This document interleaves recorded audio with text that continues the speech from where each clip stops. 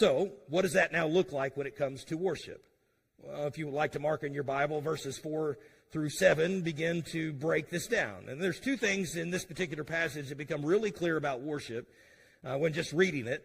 Number one, both men and women obviously were participating in all the different elements of worship. Because he says this, specifically verse 4, every man that praying, prophesying, have his head covered, dishonoreth his head, but every woman that prayeth or prophesieth with her head uncovered, dishonoreth her head. So both are somehow participating in the elements of worship. Now, apparently the Corinthian church abused this. Things were obviously getting out of hand, and Paul is going to correct some things in chapter 14, which again is going to be another hot topic we'll get to in a couple of weeks, Lord willing.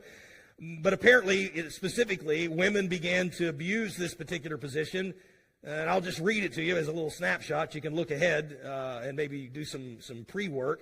In chapter 14, verse 34, he has to tell the women this, that women keep silence in the churches where it's not permitted unto them to speak, but they are commanded to be under obedience, as also saith the law. Now, we're going to see in that context, he's actually talking about in the framework of when they spoke in tongues. That's a whole other issue. Again, we'll have fun with that when we get there, or at least I'll have fun with that. You may not have fun with that, but I'm going to have fun with that.